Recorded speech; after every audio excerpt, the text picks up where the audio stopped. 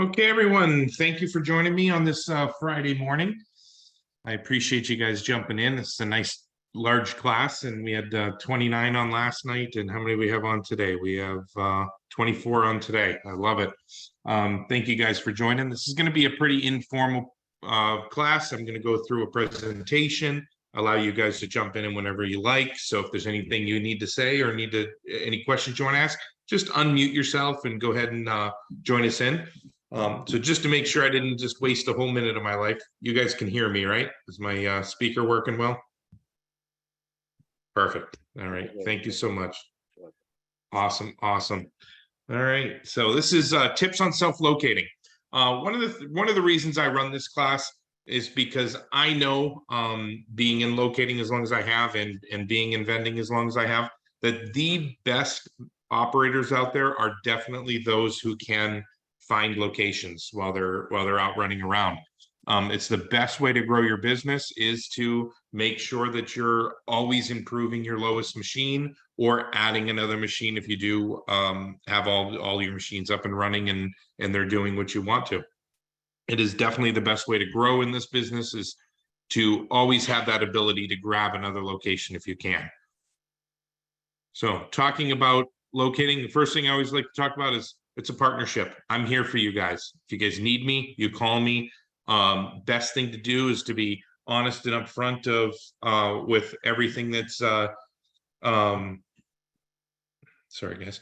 I'm also being honest and upfront with everything that's going on. If there's times that you're out of the area, or if I can't get a hold of you, can't get a hold of me, let's communicate and make sure everything's going well with any of the locating. So first question always everybody asks me is, who do I talk to? How do I find out, where to go? Who do I approach? So finding your target market is the first step in when you're looking to do. And the first place I always look is people friends, family, former coworkers, your spouse, what's at their place of employment? What's their vending look like? Even as far as in-laws and siblings, find out what their vending's like and if you can improve what they've got. One of the things that's great to do with people, offer them a referral fee. And especially if you're putting a machine where they work, offer them, load up their Monex wallet. If they get you into the building, I'll load up your Monex wallet for you. So people, that's always the first place you should always look. Everybody, if it's not a hindrance to other parts of your life, should know that you're a vending operator so that they can make sure to refer as many people as they can to you. Second thing is, if you currently have machines up and running, ask the locations you're at. Ask your current locations. Do you know anyone who needs vending the way I provide for you?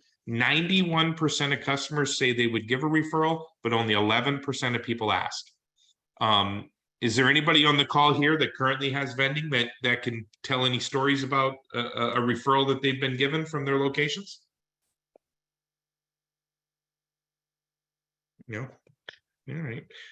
Unfortunately, one of the questions you want to ask yourself is, have I ever asked my locations? Have I ever asked my locations, do they know anyone? Do they know any other locations that could use my service? That should definitely be a primary step. If you currently have machines, offer a referral fee to those locations to refer you to other locations. And the best referral fees you can give, if it's someone who uses your machine currently, is money for your machine. It's a great way to do an inexpensive referral fee.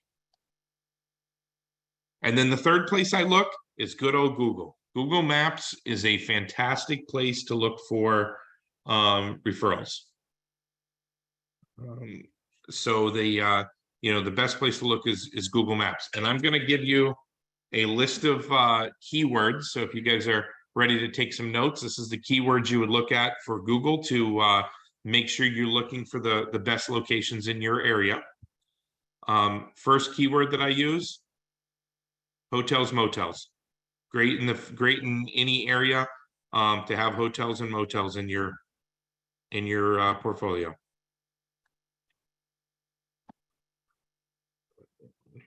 All right. Manufacturing. We all love manufacturing plants. If we can put a machine in manufacturing, it's the way to go. Trucking. New car dealerships are amazing, or large, very large pre-owned dealerships, small hospitals, warehouses. I'm going to go back to small hospitals. The reason I talk about small hospitals, I live here in Houston.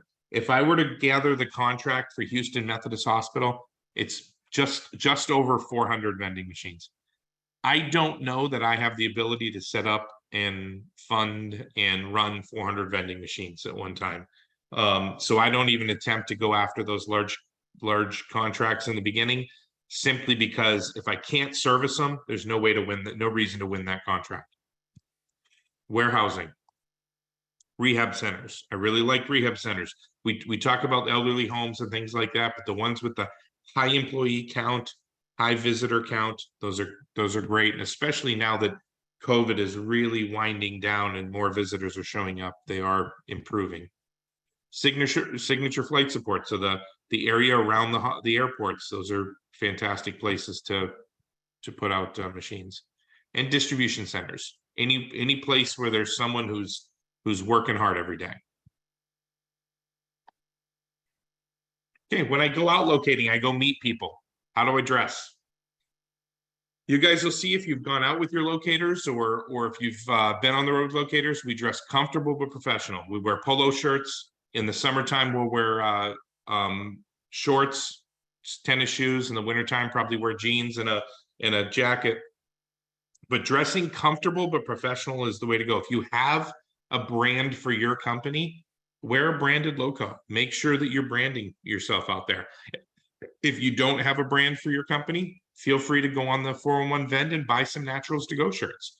So go in looking the part of someone who's going to be servicing the vending machines. There is no reason to go in with a suit and tie.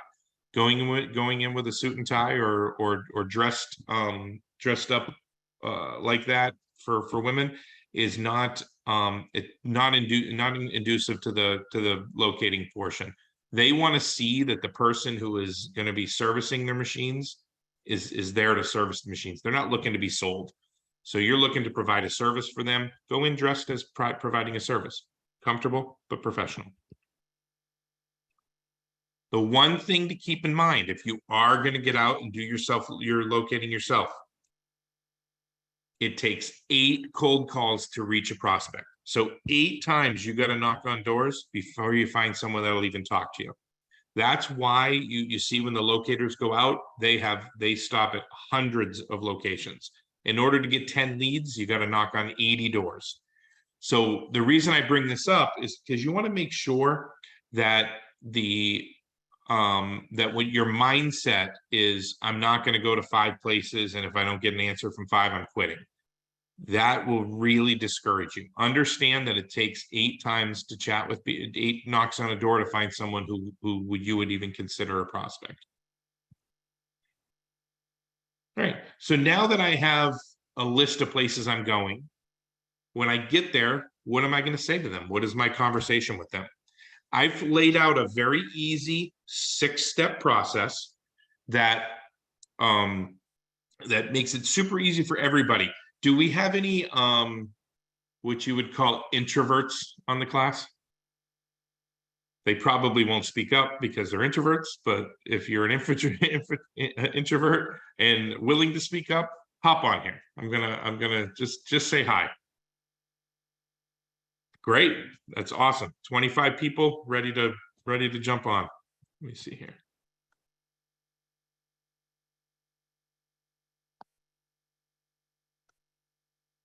I want to make sure I don't have the all mute button on, because for some reason I'm not hearing anybody.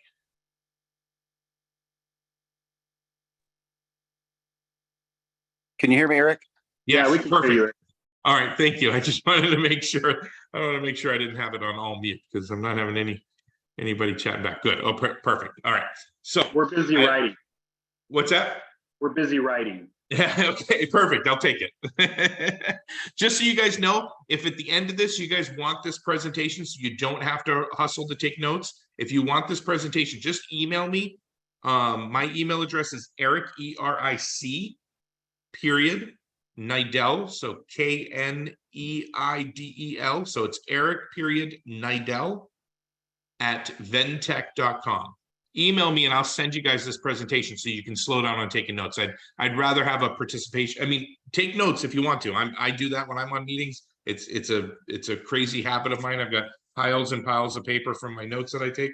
But if you do want a copy of the presentation, feel free to email me and I'll link it to you. So How did you spell your last name again? I'll spell it out phonetically. K is in Kansas, N is in Nancy, E is in Edward, I is in India, D is in dog, E is in Edward, L is in Larry, Nidell. Awesome. All right, so I've laid out a 6-step process here that even works for introverts. If you just have this 6 steps, it's a super easy way just to get some information out of people in first thing. First thing I do is I introduce myself, and it's super easy. Hi, I'm Eric. I'm a local vendor. And while I'm doing that, I present my flyer. You guys can see my camera too, right? I present my flyer. I have it in front of me. I let them see that when I say I'm a local vendor, they know that I mean vending machines, because anybody in the manufacturing, anybody in the business world knows vendor means everything. Everybody that walks into your building is a vendor of something. So when you're presenting, I'm a local vendor, put your flyer out there, because it immediately takes their guard down 50 times, because they're not worried about you trying to sell them something, because you're not looking at selling them a vending machine. So I'm Eric, I'm a local vendor. I'm introducing myself, super easy. Second thing I do is I discover their current status. Can anyone tell me what I mean by what their current status is? Probably just in terms of whether they have, what type of vending services they already have. Yeah. So the 2 things you're looking for with this next sentence is, do they currently have vending, and do they currently like their vending? That's their status. Do they have vending, and do they like their vending? And I'm going to give you guys one sentence, one short little statement that answers both of those questions at the same time. All right. When you walk in, you introduce yourself. Hi, I'm Eric. I'm a local vendor. And the next thing you say is, I'm here to upgrade your vending. I'm here to upgrade your vending. What that does for you, I've taught sales for just about 30 years now. And one of the very first things I teach in sales is never ask closed-end questions. If you ask someone, are you happy with your current vending? Their response is going to be yes. They could be miserably unhappy with their vending, but they don't know you. So it's human nature not to complain to someone they don't know. So unless they know you, unless they're a personal friend of yours, don't ask that question. What you're going to say to them is, I'm here to upgrade your vending. You're going to get a couple of different responses from them. The first response that answers your question is they're going to say, we don't currently have vending. All right. We don't have any vending. No problem, folks. I'm here to upgrade you from nothing to something. That's an upgrade, right? So what we're looking at is answering that question right away. Do they have vending? Do they not have vending? If they don't say to you, we don't have vending, that means they currently have vending. And then you're going to get a few different responses. There's not a ton. I've approached, I think I figured it out the other day. I've approached just about 8,000 locations nationwide. And I'll bet you I can count on these 2 hands the number of responses I get from that statement. When I say I'm here to upgrade your vending, most people say things like awesome, or yay, or that's great. So when someone answers in such a positive way to my statement of I'm here to upgrade your vending, what does that tell you guys? The open door. Yeah, they're currently dissatisfied with their vending, right? You know, they're currently dissatisfied. They currently would like they would like someone to upgrade their vending if they give a positive response like that. So it's a fantastic way to do that. So, hi, I'm Eric. I'm a local vendor. I'm here to upgrade your vending. And you're going to get their current status from that conversation. Let me, if I could just interject for a minute. Yes. I'm Peter, live in Florida, Palm Beach Gardens.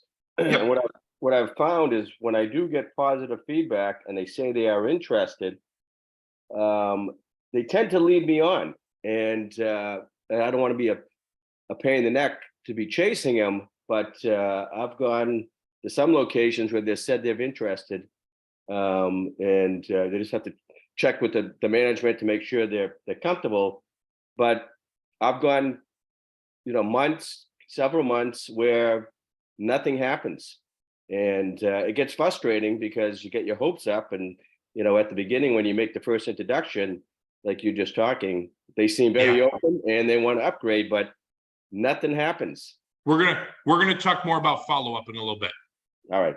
Yeah, Sorry to yeah. sorry to jump ahead. No, that's okay. You're allowed. That's why this is an open conversation. It gives me knowledge of how deep I need to go into certain parts of it. So All right. Thank you. absolutely. So introduce yourself. Hi, my name's Eric. I'm a local vendor. Discover the current status. I'm here to upgrade your vending. And then the next step is find the point of contact. All right. You're going to find that many, many different titles at different jobs are in charge of vending. All right.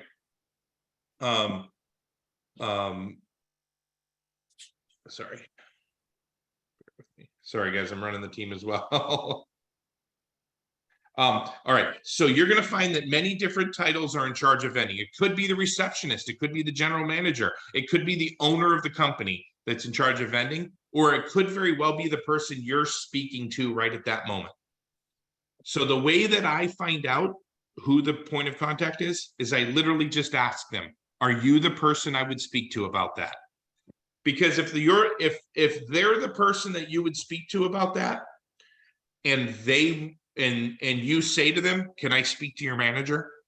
Or can I speak to the owner of the company? Can I speak to the general manager? Because you assuming that that's who's in charge of that, you're going to lose them fully. You want to make sure that you're respecting their position, even if they're the person that opens the door for you out front. You would be blown away that the person who opens the door for you out front is actually in charge of the vending decisions. It happens. So you want to make sure that you're not overlooking anybody that you're speaking to. And the best way to do that is flat out ask them, are you the person I would speak to about that? And they'll tell you, yes, I am. No, I'm not. Or I don't know. It's the only three answers to that question. Yes, I am. No, I'm not. Or I don't know. If they are, great. You're going to go into the pitch and you're going to chat with them. If they're not, find out if you can speak to that person, or find out if you can set an appointment time to speak to that person. And Peter, you may find out that those ones that you've chased and chased and chased, it's because you're not talking to the right person. They never had the thought to tell you that. So one of the questions I always ask people during my follow-up, are you the right person I'm speaking to, or is there someone else I should be dealing with on this? And there's no issue with that. If you've chatted with them, you've got them down the road some way, and no problem. Are you the person that I should be talking to about this, or am I bothering you? Type of setup. And so introduce yourself. My name's Eric. I'm a local vendor. I'm here to upgrade your vending. Are you the person I would speak to about that? That's steps 1, 2, and 3. All right. Step 4. Investigate their pain points. Who can tell me what a pain point is? Usually I hear people, my current vendor's not stocking the machine. Yeah. So something they're upset about with the current vending, right? Those are pain points. That's what you're investigating. You want to find their pain point. Now we're going to go back to when I made the statement is, are you currently happy with your vending? If you ask them that, what is their answer going to be? Yes. Yes. And you're dead in the water, right? Mm-hmm. Even if they hate their vending, you are dead in the water, because you've just now done one of two things. Either you've stopped because they're happy, or they can't change their mind, because then they look like they lied to you. So don't make them be in that position. So instead of saying, are you currently happy with your vending? Your question should be, what about your vending would you improve? Because even if they have the most perfect vending in the country, there's something that they would want to improve. Can we all agree with that? There's something that they would want to improve. And if you ask them, are you happy? their question is going to be yes. If you ask them, what would you like to improve? They are going to let you know. They're going to give you that opportunity. They're going to give you that opportunity to assist them in facilitating you bringing in your vending by, by saying to them, is there anything you'd like to improve in your vending? They're going to give it to you. They're going to give you that answer. And we're going to talk about that in a few moments. We're going to give some examples because we're going to explain how we relieve their pain points. Let me ask if I could just interject again. I'm sorry. Yes, absolutely, Peter. I have a current location. It's a nursing home. Talk with the manager. Told them about what we gave them a brochure on the machine. What they have now is just a soda machine. Obviously, machines that I have, a combination. He liked the idea that I could customize it based on what they were looking for. Gave him a menu, gave him all the information. He says, all right, I have to check with the current vendor to see if we have a contract with them. And I never heard back from him. Reached out to him several times, actually stopped in. He wasn't available. What point do you go to where you're too much of a pain? We're going to talk more about follow-up in a little bit. I have a whole section on follow-up once you've got a lead. Yep. Thank you. Yep. No problem. So now we're going to explain to them how we're relieving their pain points. Okay. So I've got a couple of pain points that I would say my most popular 4. There are others, but these can be intertwined for sure. All right. First one, poor customer service. It's the #1 thing I hear across the country. Their current operator is unresponsive to complaints. The customer feels ignored by their current operator. All right. And I'm sure none of us in here do that. We make sure that if someone calls us, we call them right back. So my statements on the bottom here that you guys can see that you'll be able to, like I said, if I send you the slideshow, you'll be able to write these down and learn these. I have 5 that I use for this one. I don't use them all, of course. I pick and choose depending on how I feel that day. But as small independent operators, it allows us more personal attention. And I explained to them, I say, hey, I have 7 vending machines. My 7 vending machines allows me to give you, the full amount of my time. If my machine, if your machine goes down, that's 13% of my business. I need to be here to fix it for you. So I tell them I'm a small independent operator. I don't have 100 to 150 machines where your machine is only 1% of my business and I don't really care. So you want to express that point that we're smaller independent owner operators. So we give you more personal attention. The next thing, remote monitoring means I know most of the issues before you do. Those of you who have machines out and about, can you tell when there's a problem with your machine by how many vends you're getting per day? Yes. You guys can usually tell before the location does, right? Usually, you have a location that on a normal basis by noon, you have 6 or 8 vends out, but today you only have 1. You know that there's an issue. So you're going to check on that machine. Hey, what's going on with this machine? There's, I'm not getting the normal vends I'm getting. So you can tell them, hey, with remote monitoring, I always see what's going on. I typically know the problem before you do.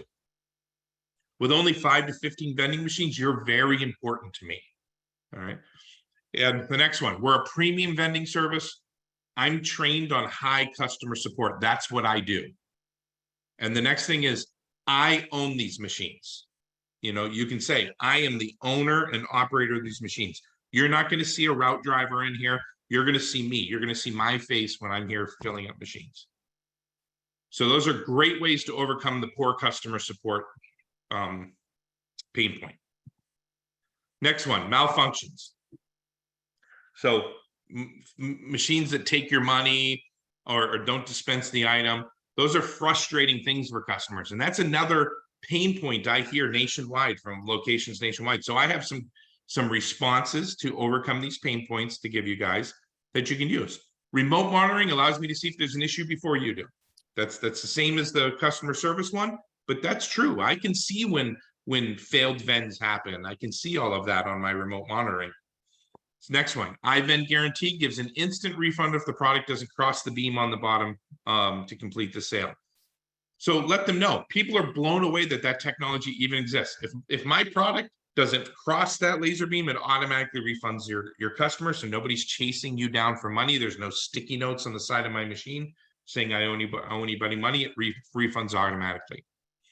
And then the third thing I tell them, and this is a good, because I know you guys all do this, those of you who have machines, you're out there cleaning your machines every time you fill them, and you pay attention when you fill them.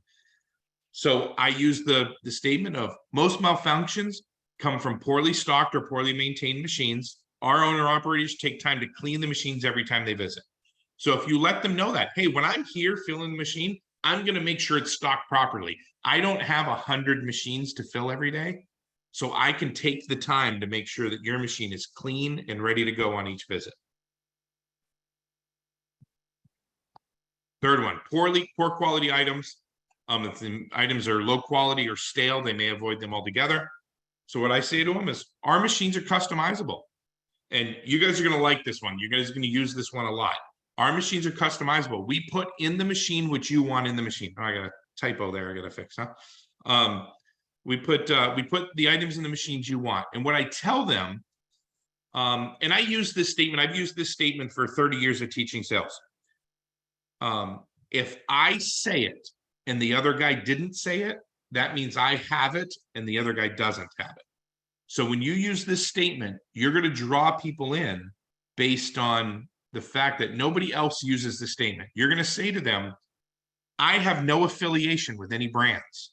I can put Coke and Pepsi right next to each other. And the good part about that is I can put anything that you guys want in the machine as long as I can source it. So when you tell them that we don't have any affiliation with any brands, they get excited that gives them way more choices. Even though in the long run, we all know we're going to put in the machine what's selling. Not, it might not be exactly what they're looking for. If it's not selling, we've got to take it out. If there's only one person in your whole facility who wants this item, we might not be able to stock that item. But you're going to give them that idea that we have no affiliation with any brands. I can use Coke and Pepsi in the same spot. Our machines are monitored, and I'm pretty sure most of you guys know this. If you don't know this, you know now, you can actually put expiration dates for your products in your machine. So it will not vend if the product expires. So it's a good tool to use. I can put expiration dates in. It won't allow the products to expire. And folks, I'm going to be here enough that there's not going to be expired food in here anyway. Small independent owners allow me to pay more attention to the products. And we're a premium vendor. Happy customer is our priority. Making sure that you're happy with the products that are in there is my priority. Hey, Eric. Yes. Yes, this is Brian Kirby. Hey, Brian, how you doing, buddy? Pretty good. How about yourself? Good, good. That's good. Going back to the expiration dates. Yeah. I remember that at the very beginning when I was looking at doing business, and I called in and I was told that, no, I don't believe we have anything like that. Nobody could tell me. Get with how to Trevor do on that. that. Get with Trevor on that. Trevor? Okay. Trevor. He is the king of NIACS. It works. It's in the NIACS program. Okay. Appreciate it. Yep. No problem, buddy. All right. Okay, let's move on to the fourth one here. The fourth one is limited selection. These are very similar topics to the ones I just did. Small independent operator gives me the ability to work with you on your selection choices. So you can say to them, I don't have 100 machines that all have the same items in it. All of my machines are customized towards my location. We know that having the items you want in the machine maximizes my ability to make profit. I'm not going to put things in the machine that you guys aren't going to buy. I'm not like a big conglomerate company who can do that, and they put they buy their product to where they can just let it spoil. I'm not going to do that. We like to bring new products as they hit the market to give you the variety you like. So those of you who have machines out there, are you guys trying all the new stuff you see as you go through Costco and Sam's Club? You guys grabbing those new, oh, wow, that looks awesome. Let me give it a try. You guys do that throughout your time? Yes. Yeah, right. It's you see something, you say, wow, the new one right now, Death Water. I don't know if you guys have tried Death Water, but you can't keep them in the machine if you're in the right spot. And if you can find them at the stores right now.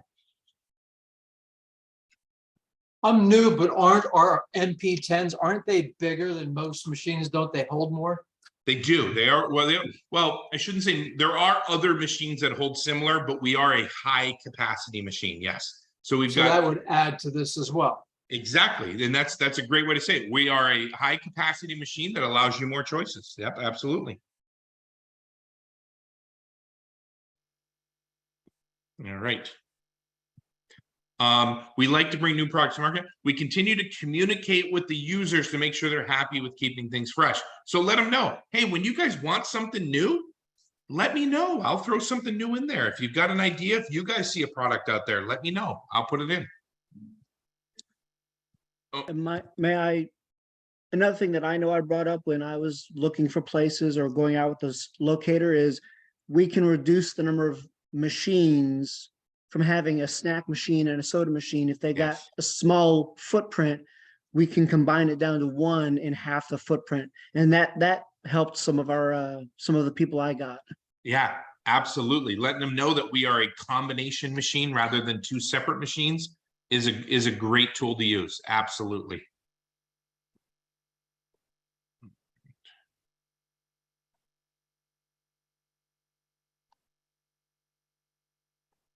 Okay. Oh, you guys probably saw my next slide. So we went through 1 through 5. 1 through 5. You're going to introduce yourself. Hi, I'm Eric. I'm a local vendor. You're going to find their current status. You're going to say, I'm here to upgrade your vending. You're going to find the contact person. Are you the person I would speak to about that? You're going to investigate their pain points by saying, what would you do to improve your current vending status or your current vending? And number 5, you're going to show them how we're going to improve or how we're going to solve their current pain points, correct? Those of you who didn't see the slide, or those of you who did, maybe even, what do you guys think step 6 is when you're talking to them?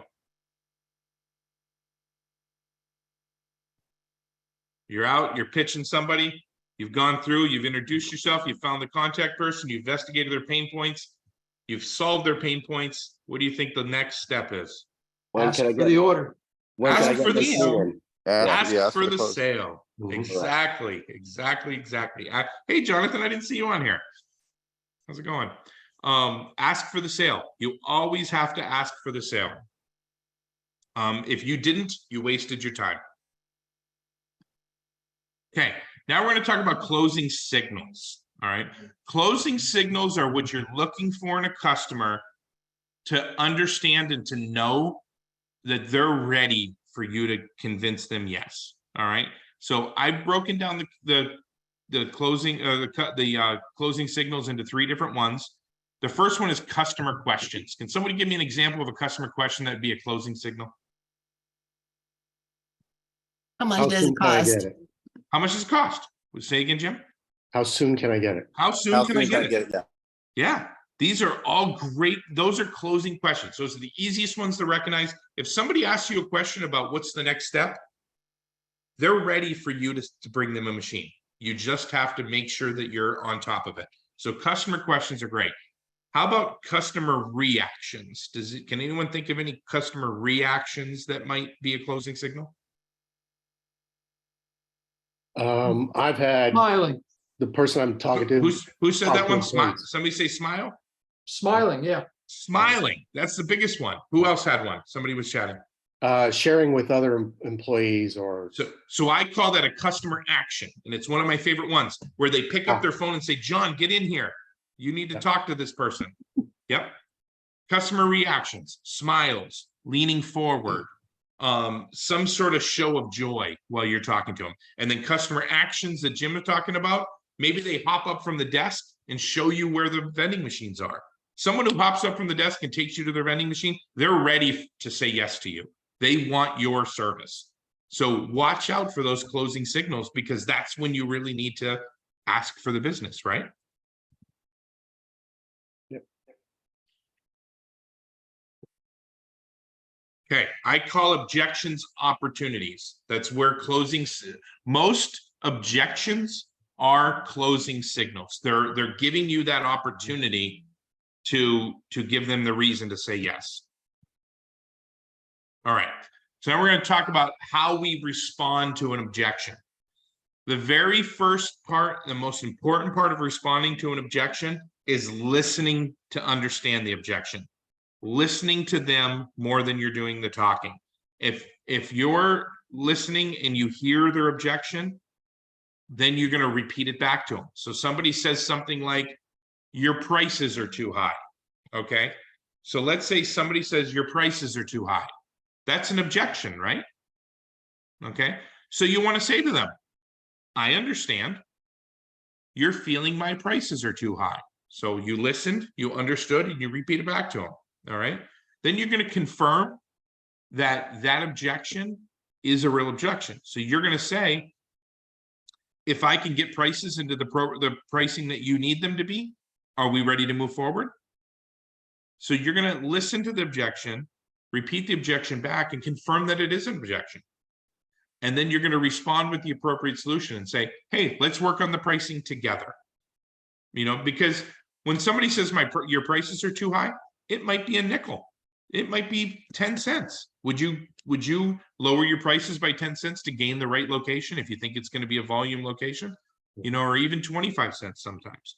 Or maybe it's even just a few of your products, the prices are too high, but it happens to be the products that they purchase. Because when someone is reviewing this, they're thinking of themselves most of the time. So it might just be the 3 products that they like. And if you just lower the prices on those 3 products, you're in great shape. So listen to the objection, repeat it back to them, confirm it's going to be good, and then overcome the objection. And then if you've overcome that objection, let's move it on to the next step. Hey, are you guys ready to move forward? So that's the important part about objections, is making sure that you're listening carefully. And Peter, on to what you were talking about earlier, about, you know, why is it taking them so long? Correct. One of the 2 things might be happening. Either you're not hearing what their real objection is, or one of 3 things I'm going to say. You're not hearing what their objection is. Maybe you're not asking what their objection is. Or number 3, they're not really the right decision maker. That happens a lot. I've gone through 6 months of talking to somebody who didn't have the authority to say yes. So that's what you need to look for on those ones that seem to be taking a long time. Flat out ask them, you know, what's holding you up? What is taking, you know, what is it that you seem so excited in the beginning? What is it that's holding you up to move you forward to that next step? Yeah. Hopefully they're honest and they tell you. Well, let me just interject if I could. The gentleman I'm dealing with at the nursing home, he's the executive director. Sure. And I've reached out to him, emails, and like I said, I stopped in afterwards, but he wasn't there. Yeah. You know, Have you dropped off a sample bag? yeah, it's funny, when we started the business, we used to do that. I did not know. Yeah. Yeah. What do you think, Peter? Next step, right? Yeah, I'll do that this next week. I'll do it. Yep. Sample bag, next step. Okay. You know, and it's not, a lot of people call it a gift bag. Right. You're not trying to buy their business with a candy bar. It's a sample bag. Hey, this is what I'm going to do for you guys while I'm there. Right. That's what I like to call it, as a sample bag. Okay. Like I said, I just don't want to be too pushy. You know, what Here- what here's- point are you too pushy? You can turn them off. Here's the thing about too pushy. Yeah. Do you have anything currently? Like, do you have them? Are you in their business currently? No, this would be a new What do you- location. So what do you got to lose? Correct. What do you got to lose? yeah. You're not losing. You're Yes. not losing anything. And believe it or not, and I'm gonna rewind this. I probably should have said this 43 minutes ago. You guys have to know, going into the mindset, that there's currently 26 of us on this call right now. Vending is a huge priority to the 26 of us. Correct. It is a very low priority. Yeah. To them. It's a Correct. very low priority. So a lot of Understand. people, they appreciate, they really, really appreciate, the fact that that we're following up and we're continuing. If you sorry about that, guys. if you follow up with them, they'll tell you if you're being too pushy. They'll tell you to stop calling them. They will. Right, and he hasn't done that. And And he hasn't done that. So he wants you to continue to follow up. It's not an issue. And you're correct. It's not on the top of the list. It's not. Yeah, It's not. yeah. It's not a priority. No, I And that's why a lot of times as locators, we get a lot of pushback from operators who say, why can't that person just say yes? Because they really don't care. It's No, not you're really right. that big of a deal to them. You You're know, correct. You're 100% Eric, correct. can I interject? certainly can. This is Brian. Basically, one of the other things I would say you have to watch for is hidden objections. And I say that because of my past life being in sales, sometimes people will give you an objection. And when you give them a solution to that objection, that was kind of a surface objection.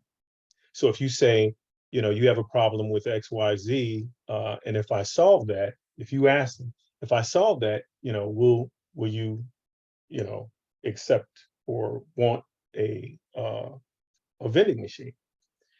And when you get the humming and hemming and hawing, all that kind of stuff, that's when that's not the real objection. I've done that several times where, you know, they're giving me an objection and I, you know, put it out there. Okay, so if I solve that problem, like you said, price. Okay, if I go down on my price, you know, will you have me come in with my machine? It's like, and then you find out it's a completely different objection. Right. Exactly. And when I solved that one, you know, the hidden one, all of a sudden it was like, oh, okay, yeah. So sometimes you have to kind of put out there, if I solve that problem, will you then buy or, you know, buy into having me come in with a machine? If they still hem and haw, then there's probably something else aside from what they're giving you. Right. That's exactly right. If you can overcome that objection and they're still saying no, there's another objection underneath that one. Yeah. Or they're Mhm. not the decision maker. All right, we're going to come back to this slide because I like to really make sure you guys see this slide. It takes an average of 8 attempts to reach a prospect.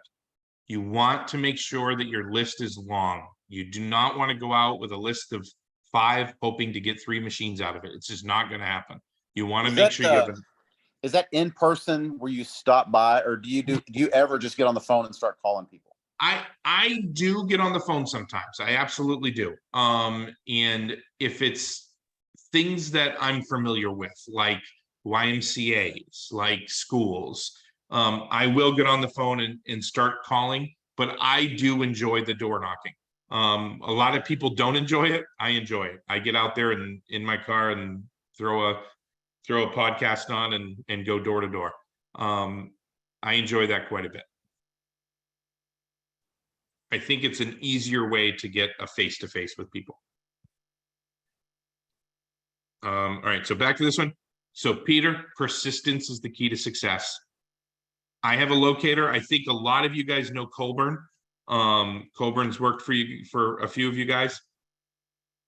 He will call people 50, 60, 70 times sometimes and still close them. You know, it's okay. It really is. I actually closed one. Actually, I think I did one for you, Bryant, that I was working for like 18 months, didn't I? I think I called you on one that was like 18 months old. Right. You And as a know, matter of fact, just like what you're saying, I had somebody kind of like Peter where if you remember that hotel yeah, that the guy that's right. wouldn't How many call back. times did we have to reach out to them? Like And 40, look, right? not only that, you remember he wanted the commission. I Yeah. am not paying commission, Oh, that's and great. I have 2 machines in there. And how's it doing?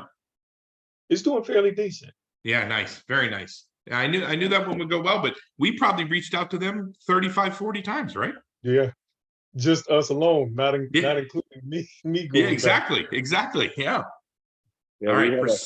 we had a hotel coming in here in Florida that the manager took at least 4 or 5 months. We ended up getting 3 machines in there, but it took 4 or 5 months just to get him to commit, and we chased him. So yeah, you're right. Exactly. Persistence until they say no. You're correct. Persistence. You have to keep going. Yeah, you want to make sure. Yeah.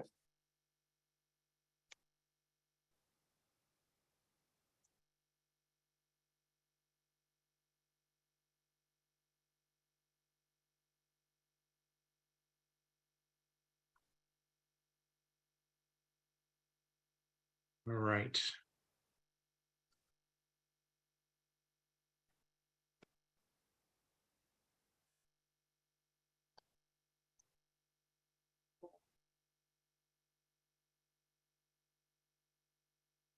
Okay, so here's what we talk about. 80% of calls of sales require 5 follow-up visits, but 44% of people quit after the first one.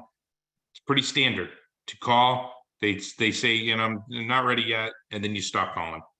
Don't let that happen to you. Don't waste your time going out self-locating if you're not going to do the follow-up. When you do, call them. Number 1, be persistent. Call them more than once. Number 2, email before and after the phone calls. I typically will send out emails. The next day, I'll give them a call. And one of the reasons I'm calling, hey, did you get my email? I always ask them, did you get my email? And then when you do have a productive call with somebody, follow it up with an email. Hey, thanks for chatting with me. It was great hearing from you. And from our call, this is what I've understood. It's a great way to keep in touch with somebody and know that you have the right email address as well, because hopefully they're responding. So that's the persistence. Okay. Hey, Have a Eric, reason. Yep.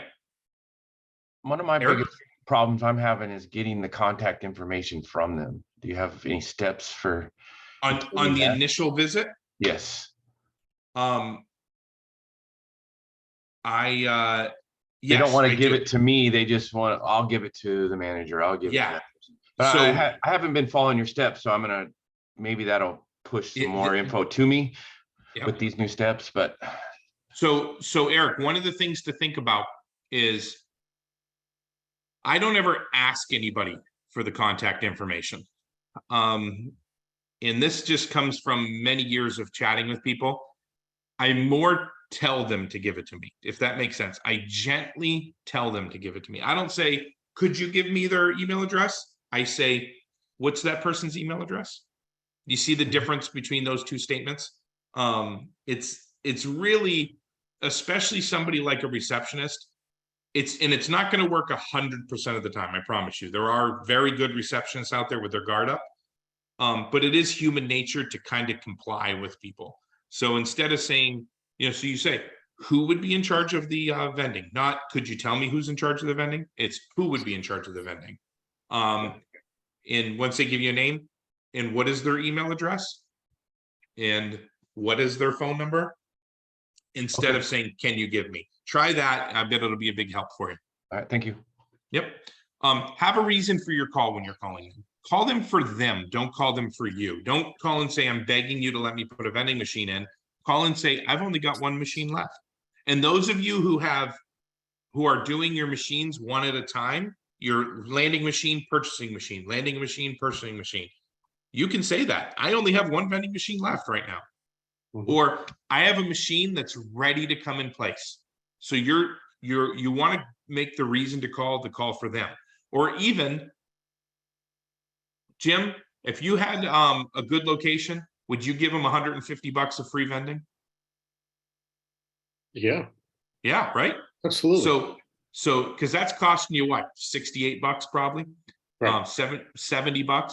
Yep. So you're going to say, Jim, for the month of August, everybody you call, you're going to say, hey, for the month of August, I'm giving a $150 gift card towards my vending machine for anybody who puts a vending machine in place. So have a reason to call. Give them that. I'm doing this for the month of August. I didn't do it in July. I'm not doing it in September. Month of August, $150 for anyone who lets me put a vending machine in. And say the right things. I have that on there. I know that we're all adults on this call. Actually, no, hold on. Let me make sure, because there's one person. All right, my son didn't jump on. So my son has been jumping on these calls because he gets his first machines next month. So most of us, he's close to an adult, but most of us, we're all adults on this call. But I shouldn't have to say the right things, but don't be rude to the people on the phone. If someone is putting you off, try not to say, what's up, jerk? I mean, and unfortunately, I have to say this because I've had people talk like that on the phone over the years. So just make sure you're saying the right things to people. All right, so I'm going to show you guys some pictures. And if you guys could just chime in what you see, how would you improve this person's vending situation? A mess.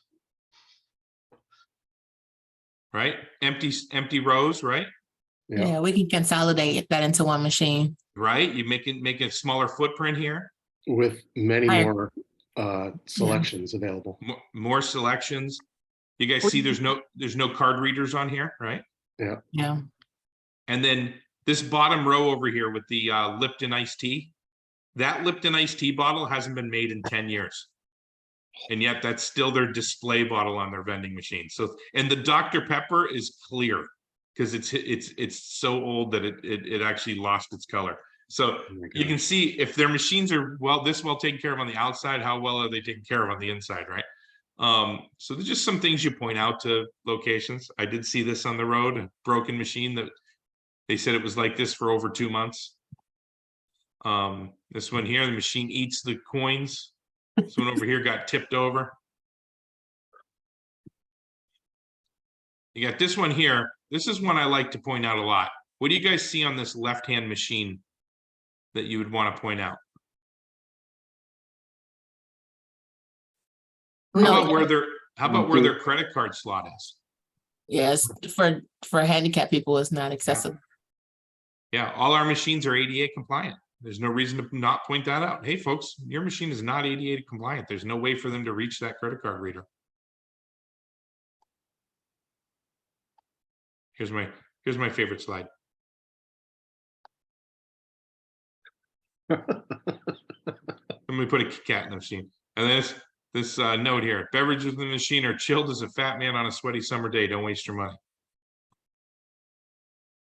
All right, so that was 56 minutes. We have some time.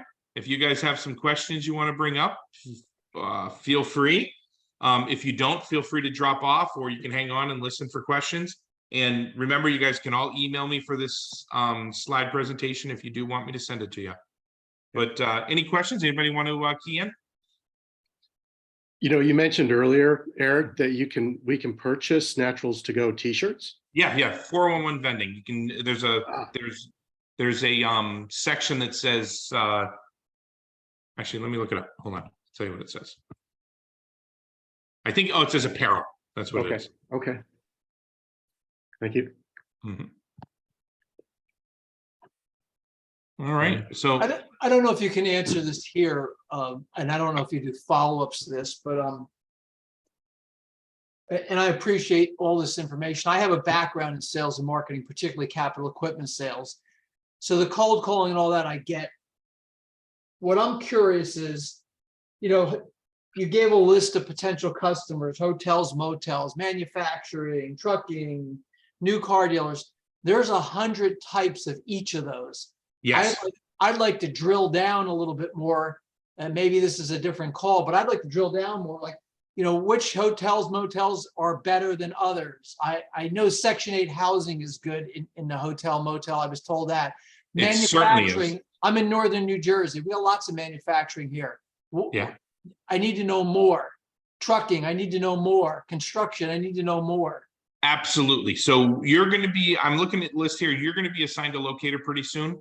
I Check with am. them. She's coming Yeah. next week, Yeah. Oh. You but have. she's a little bit new. Is it Geneva? No. Oh yeah, I'm sorry. It is Geneva Hall. Yes. Oh, she might have presented as new, but she's not new. She's new, but she is solid. She'll understand. Yeah, chat with her about those things, and I'll get with her as well. Okay. All Is right. there a database that you can purchase that gives you information on companies like employee number? There absolutely is, and I've seen many people purchase them. I don't know that they're worth the money compared to just Google searching and knocking on doors. Got it. Yeah, I had someone purchase one for $3,500 one time, I think it was, and I don't think we got Right. any locations out of it. Better off just picking like a zip code and just It is. hunkering down. Yeah. Okay. Yep. Knocking on doors in that zip code. Yeah. Check how many cars are in the parking lot, but don't let cars in the parking lot be your end all be all. There's a lot of manufacturing out there that use day workers. So they'll go to a job center and pick up 30 people. And that's 30 people that don't have a car in the parking lot. So don't let that be the final decision. But if you see lots of cars in the parking lot, that's a good thing. If you see very few, still knock on the door, find out how many people are there. Okay. Eric, when is it appropriate to start asking them questions? Because you don't want to start asking too early because, you know, you're trying to get their business. But at some point you need to know how many employees do you have? What's your occupancy if it's a motel, that kind of thing, to make sure you're not getting in a bad situation. So say that one more time, I'm sorry. What time is it, at what point in the pitch is it appropriate to start saying, you know, if it's a motel, what is your occupancy? How many rooms do you have? You start interviewing them a little bit to make sure you don't get put in a bad situation. Yeah, unfortunately, it's different nationwide. I was just on a call with Jamie, who's in Oklahoma City, and she's got a manufacturing plant with 20 employees that the majority of us would say, absolutely, I'm not putting a machine in there. She gets 30 vends a day out of 30 vends a day out of 20 employees. So it's tough, you know, you really have to take each individual location individually and assess it, get a good feeling from it. Does that answer your question a little bit, Jonathan? A little bit, but Yeah. at what point in the process do you ask? Oh, when do you ask? Ask Yeah. right away. If they're communicating with you, if they're conversating with you, absolutely. You're standing at a hotel, what's your occupancy rate? No problem. Ask them right then. Okay, perfect. Thank you. Mhm. Yeah. I have a question. Hey, Tommy. How you doing? Good. I wanted to know if your machine was located in a place that was under renovation and it's been under renovation for 6 months already. What is the process and do we have to pay for that extra moving because the locator set it there? You want to get with your coach on that. You want to start the process with your coach. Okay. Do you know who your coach is? I believe it's Mark. Mark LaFleur. Yeah. So you want to chat with Mark on that right away for the process for the relocating. Yes, I did get a new relocator because the locator has set up our machines and 3 out of 5 are not making anything at all. Okay. And then they said something about the process that we had to move it, and I was like, that wasn't right because I didn't the hotel. It was open when I checked it out, but when the machine went in, they went down for renovations and still down since February. Mhm, mhm. So that machine has hardly made anything. Maybe Well, yeah. I mean, have they told you when the renovations are over or? no.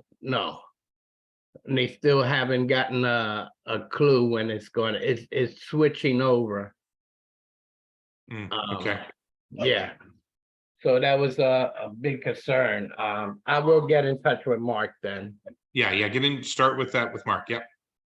All right. Thank you. Hey, Eric, off of that, I was actually going to ask about, I bought a 4-pack and 2 or 3 of them weren't placed, or 2 of them were placed in bad locations. So I talked to my coach and he said the best way is to get like a Penske truck and then rent the jack or whatever, the pallet jack. Pallet jack. Yep. Is that going to be like the best way to go about Oh, it? I'd move many machines like that. Yep.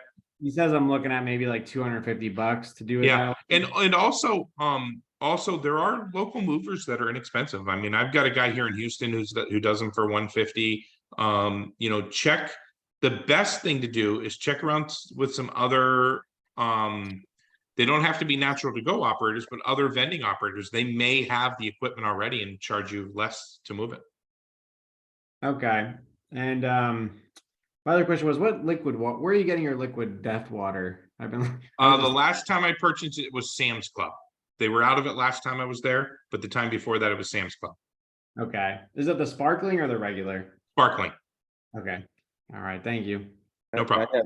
I have a question. I know when you have locators locate the machines for you, and they're not working well, like the gentleman was just talking, Naturals of Gold will help you find new locations. But if you've done the location on your own, locate the machine on your own, is the company going to maybe start a program where they can work with people that have placed their own machines to help them locate? We're not starting one right now, but that is in the works. Yes. Yeah, okay, Yep. yeah. Because that would be a nice option to have for people that have located their own machines. Yes. Yeah, right, Definitely. thank you.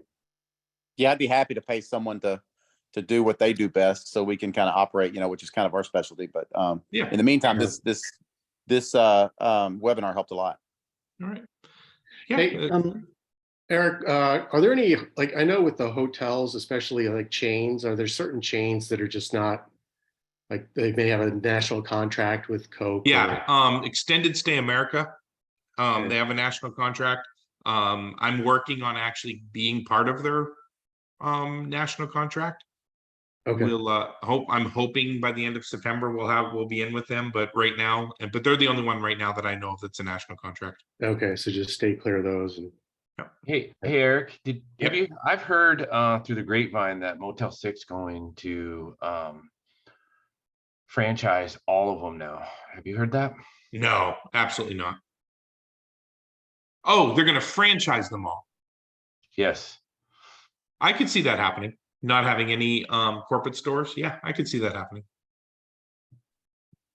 Okay. I was just because that should make it a little easier to get into. 'cause then Yeah. you're not Oh, yeah, getting- yeah. I love yeah. I mean, we're in probably 70 Motel Yeah, 6s yeah. right now. You got us one of them, so I was Yeah. hoping that if they do go all that direction, then And I'm actually working on one a little bit like 15 miles south of that one for you as well. oh, nice. Yeah. So I'll let you know. right. I had it on my list. I'm actually calling them in a little bit. I hate to Whoever- ask, Question. Go ahead. Sorry, I just hate have to one more ask for the follow-up. same Do you ever information. negotiate commission? Certainly. Yeah. Yeah. If it's not doing as well as you hoped it would. Okay, Yeah. Yeah. No All right. problem with that. thank you. Sorry about that. That's okay. I think James, you were next. Yeah, I hate to ask for the same information twice. I didn't get to my place to type fast enough. What is your email address again? Oh, yeah, no sir? problem. That's no big deal. You know what I'll do, guys? I'll put it right in the chat here. I think I can. Yeah, I can't see the chat at all. Oh, you can. Okay, so Eric, ERIC, period. Nidal is Kansas, Nancy, Edward, India, Dog, Edward, Larry, KNEIDEL at ventec.com. Thank you. I have a question, or two, actually. So I attended the July training class.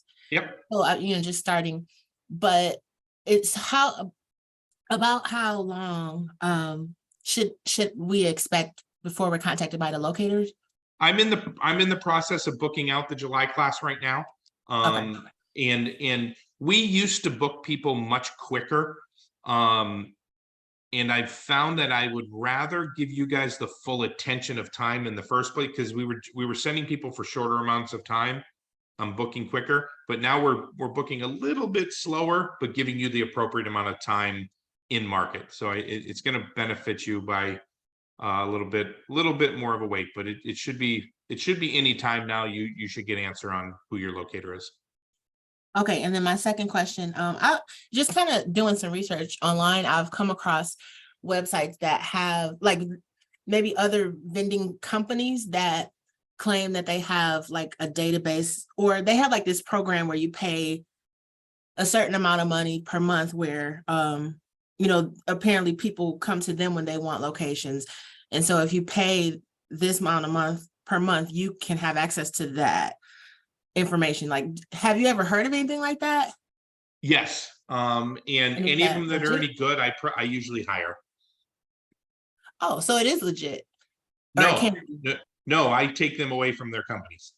And I'm sure there's legit ones out there. I'm sure there's talented people out there that are doing it on their own, but there's none that I would know to recommend or anything like that.